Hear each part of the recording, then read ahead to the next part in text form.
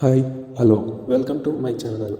Icon star Allu Arjun హీరోగా, రష్మిక మందన హీరోయిన్గా దర్శకుడు సుకుమార్ తెరకెక్కించిన ఆ వెయిటెడ్ ప్యాన్ ఇండియా సీక్వెల్ సినిమానే Pushpa 2 the rule.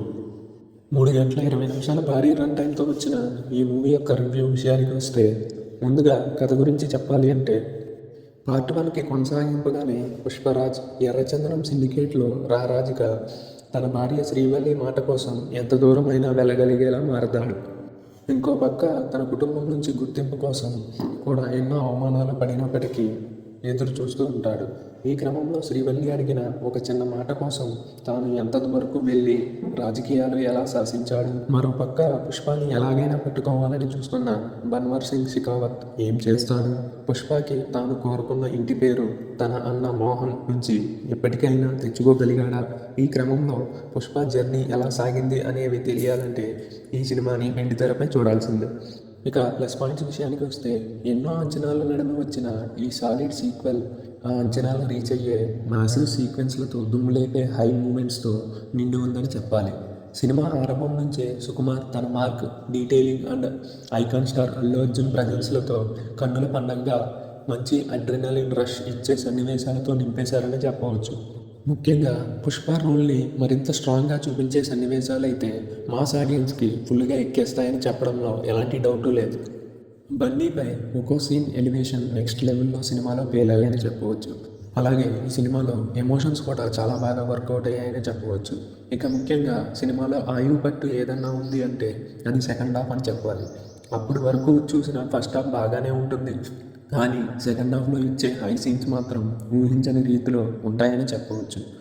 First half అంతా సుకుమార్ కనిపిస్తే సెకండ్ హాఫ్ మొత్తం బన్నీ కనిపిస్తాడు. నిజానికి తాను సుకుమార్ డైరెక్షన్ని డామినేట్ చేశాడని చెప్పడంలో ఎలాంటి సందేహం లేదు.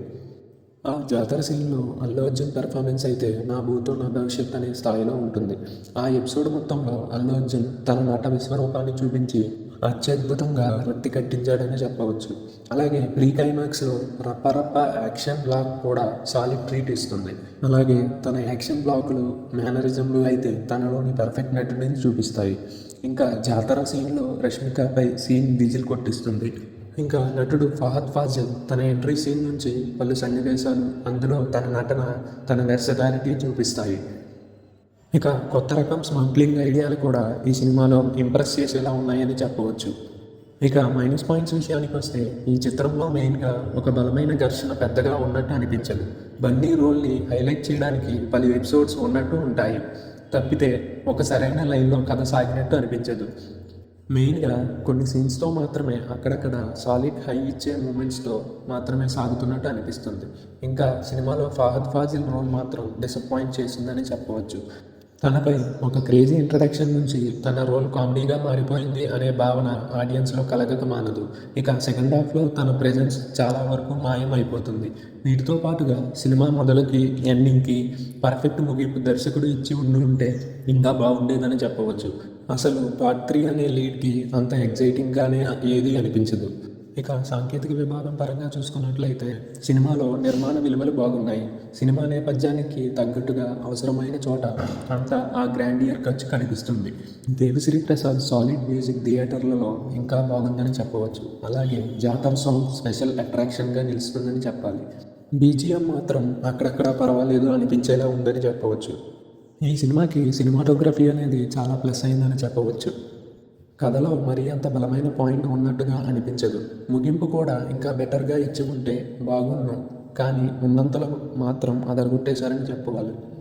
ఇక మొత్తంగా చూసుకున్నట్టయితే ఈ పుష్ప 2 ది రూల్ టైటిల్కి తగ్గట్టుగానే ఒక ఫుల్ 5 అవర్స్ ఎంటర్టైనర్ అని చెప్పవచ్చు.